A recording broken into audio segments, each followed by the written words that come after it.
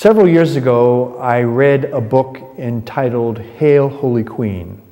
It's a work that speaks about Mary's role in the work of redemption. And while I was interested in reading the content, I was drawn more to the book because of the author, who is C.S.R. C.S.R, as you may know, was once a Presbyterian minister and theologian who had looked upon Catholicism as very bad and actually gloated in the idea that he was able to bring several Catholics to adopt and to convert to a more pure form of Christianity. On Easter 1989, C.S.R was converted to Catholicism. Many people today call him Luther in reverse because of the influence that his writings and his works have had on numerous Protestant pastors and biblical scholars, so much so that they have followed suit and become converts to Catholicism themselves. And the introduction to this book, C.S.R tells a delightful story about his youth. He was 15 years old and he was feeling very cool. One day he got sick in school and the homeroom teacher sent him to the nurse. Upon taking his temperature, the nurse proceeded to call his mother and asked her to come and get him. Realizing that he was going home, he felt such relief and dozed off to sleep. And when he woke up, he heard his mother's voice in the other room, speaking to the nurse, and it was saturated with maternal love.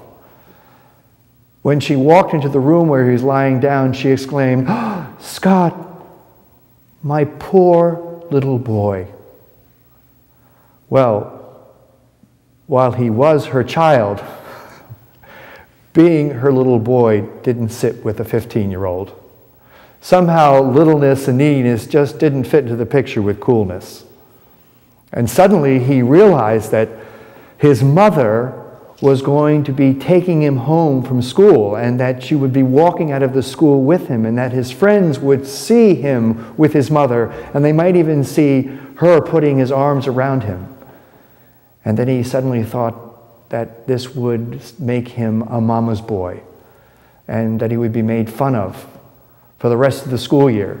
So he said to his mother, "Mom, if you don't mind, would you mind going out to the car by yourself and I'll follow you, because I don't want my friends seeing me with you?" Well, his mother didn't say another word. She walked out of the nurse's office, down the hall, out the school, and into the car, and she waited for him to come out and to get into the car and to close the door. But as soon as they headed home, she turned on her maternal care and compassionately talked to him. And when she got him home, she put him to bed and gave him all those necessary remedies when you're sick. Later that evening, when his father came up to see him and to see how he was doing, Scott told him that he felt much better and that he felt relieved that he had been spared the embarrassment and had been able to preserve his coolness. The father smiled and walked to the door of the room and then turned and said to his son, "Do you mind if I give you a little piece of advice? Scott, don't ever be ashamed to be seen with your mother." There was no further need for explanation. As Scott lay there in the bed thinking about what his father said, he realized that there was no reason for him ever to be ashamed of his mother.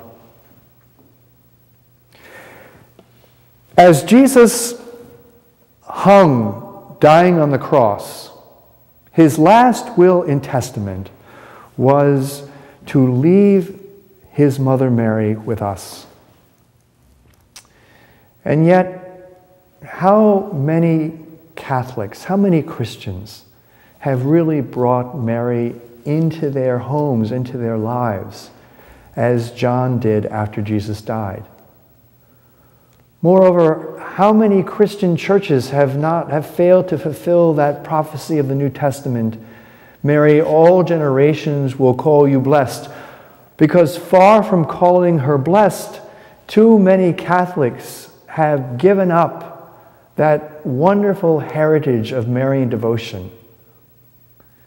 Too many Catholics don't call on Mary. They have been cowed by the arguments of fundamentalists, or they've been frightened away or felt embarrassed because of the disagreements or the dissonant remarks made by dissident theologians, or they've been made sheepish by well-meaning but misguided sensitivities to ecumenism. They want a mother to care for them. They like the idea of having a mother who prays for them, prepares their meals, takes care of their home, but they just want her to stay out of sight when other people are around who don't understand her. You know, in this world of ours, in this secular world of ours, there is a hunger. There is a great hunger that just doesn't seem to be satisfied. And ultimately, that hunger is our desire for God, and it's planted in every human heart. And I believe that in this secular world, in which we have all this advancement in technology, all these modern ways of communication, all this tremendous means of transportation, all this advancement in technology, I believe that it has been unable to help the hungry heart find God. In this secular desert, the heart is yearning to be satisfied.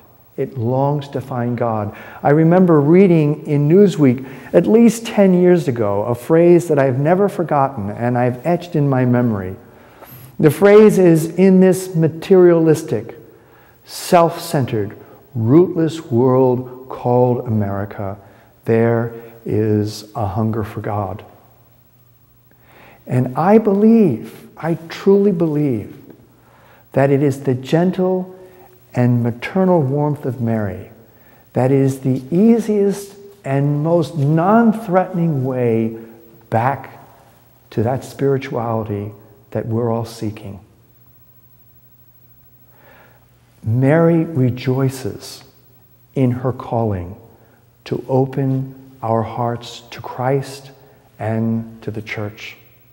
Mary's only calling is to fill us with Jesus. Mary wants to lead us to Jesus. Jesus is more important. And Mary wants us to experience his fullness. When our hearts are empty, Mary knows how to fill them. At the end of his book, Hail, Holy Queen, Scott Hahn writes, when it comes to explaining Mary, having a lot of love for her is more important than having a lot of answers. When we come up lacking, she'll make greater goods out of our deficiencies, as only a mother can do. We should never be embarrassed to acknowledge Mary as our mother.